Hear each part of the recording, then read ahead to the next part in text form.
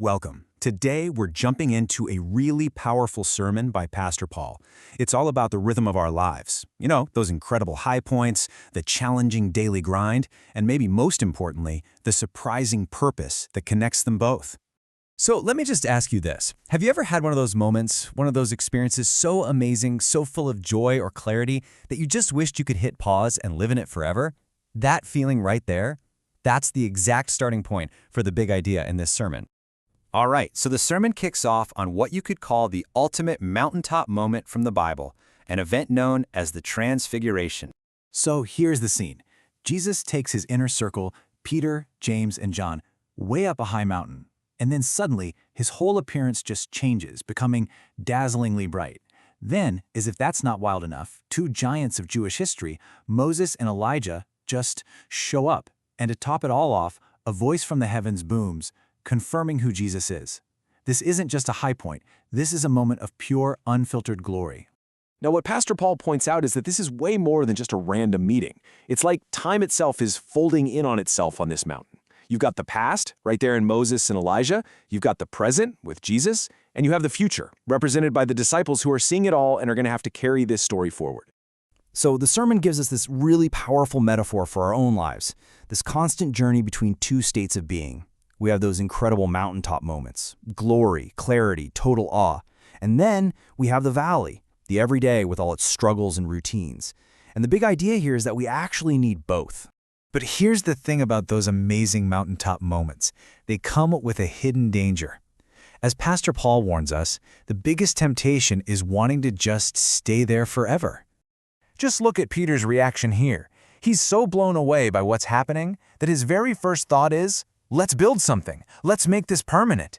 He wants to stop time and just live in that amazing moment. And honestly, isn't that such a human thing to want? And Pastor Paul argues that we do the exact same thing.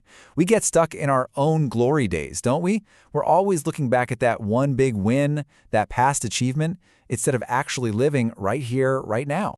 See, this is the danger. When our whole identity gets wrapped up in a victory from the past, we just stop moving forward. That amazing mountaintop experience, well, it ends up becoming a trap instead of a source of strength for the journey ahead. So, if staying on the mountaintop is a trap, what's the alternative? Well, the journey has to continue. And after you've hit the peak, there's really only one way to go. Down into the valley. This is such a simple but profound truth in the sermon. Coming down from the mountain isn't a failure, and it's definitely not a punishment. It's an intentional, totally necessary part of the whole experience.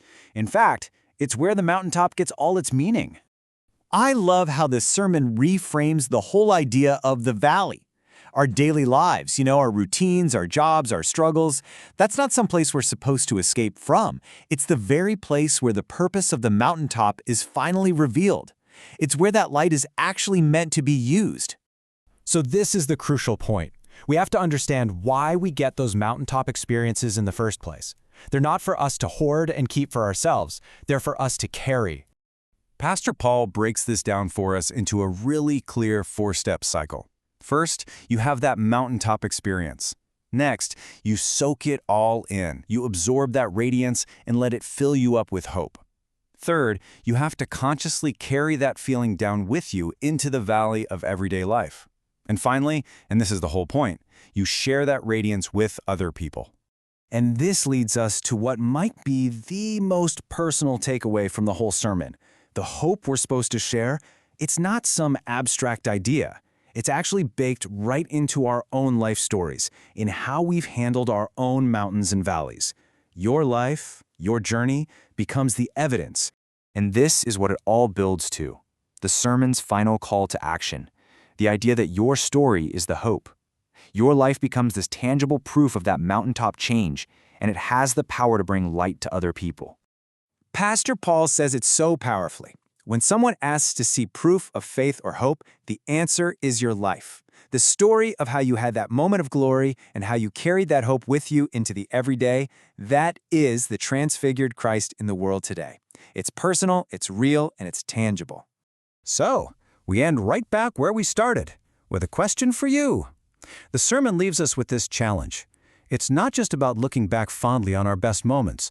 It's about looking around our daily lives right now, our valley, and asking a simple question: who around me needs the light that I was given on my mountain?